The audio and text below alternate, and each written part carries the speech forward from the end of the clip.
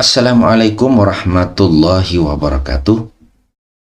Salah satu wacana yang pasti mengandung perdebatan adalah ketika kita mengatakan bahwa Nabi Adam itu bukanlah manusia pertama.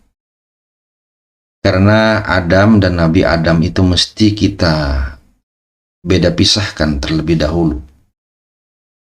Adam itu adalah nama atau istilah untuk menunjuk kepada manusia yang pertama kali Allah ciptakan dari materi berupa tanah, maka disebut dengan Adam. Dan secara harfiah diterjemahkan menjadi manusia yang tercipta dari tanah.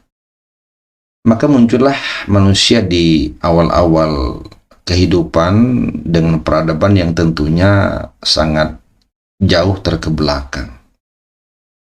Maka setelah beberapa saat kemudian berjalannya waktu, peradaban kemanusiaan mengalami kemajuan. Maka di tengah-tengah kemajuan peradaban manusia, muncullah seorang nabi. Dan nabi yang diangkat oleh Allah ketika itulah yang oleh Al-Quran disebut dengan Adam. Dan muncul istilah Nabi Adam. Mengapa kemudian kita katakan bahwa Nabi Adam ini muncul setelah adanya manusia-manusia awal yang disebut dengan Adam? Karena seorang Nabi itu pertama harus punya pengetahuan yang luas dan dalam. Itu sebabnya ketika Nabi Adam diangkat menjadi Nabi, syaratnya adalah harus punya ilmu. Makanya di dalam surat Al-Baqarah ayat 30 Allah mengatakan wa 'allama Adamal asma'a kullaha. Itu merupakan syarat kenabian. Yang kedua, bahwa seorang nabi itu mengemban amanah yang cukup besar ketika itu, yang Allah sebut sebagai khalifah. Wa idza qala rabbuka lil malaikah inni ja'ilun fil ardi khalifah. Maka peran kekhalifahan itu merupakan ciri kedua dari seorang nabi. Dan tidak mungkin kemudian diemban oleh manusia-manusia awal, Adam yang pertama, karena belum punya kemampuan mengemban itu. Ya, suatu amanah yang cukup besar, yang bumi dan langit saja tidak mampu menerima amanah itu kecuali Nabi Adam, ya, sebagai manusia yang Allah ciptakan dari tanah. Maka kemampuan menerima amanah menjadi khalifah itu menjadi ciri khas yang sangat kuat, bahwa itu merupakan ciri seorang nabi.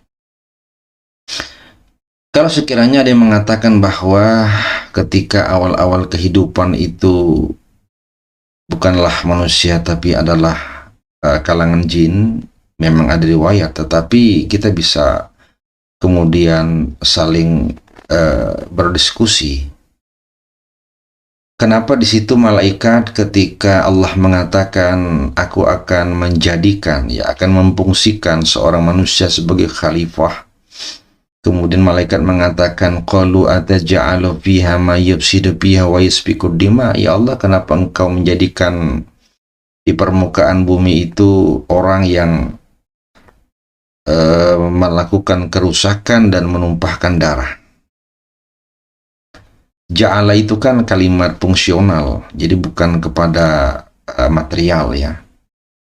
Allah memberitahukan kepada malaikat akan memfungsikan ciptaannya, yaitu manusia, sebagai khalifah. Itulah Nabi Adam.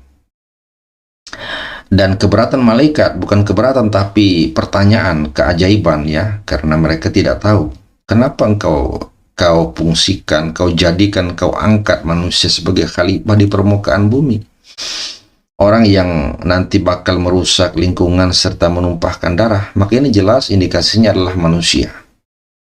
Kalau sekiranya itu adalah yang dimaksud para jin, maka akan kesulitan kita memahami bagaimana jin-jin itu bisa melakukan kerusakan lingkungan. Jin bukanlah makhluk fisikal, ya, yang secara kasat mata bisa membuat kerusakan lingkungan. Apalagi kemudian wa yasfiku dima, bisa menumpahkan darah. Tidak ada sejarah kita melihat bahwa ada darah yang berceceran dan itu merupakan darah para jin, kecuali itulah manusia. Maka oleh karena itu kembali bahwa berdasarkan ayat ke-30 surat Al-Baqarah surat yang kedua, maka kita bisa menduga dalam satu wacana bahwa ternyata Nabi Adam itu bukanlah manusia pertama.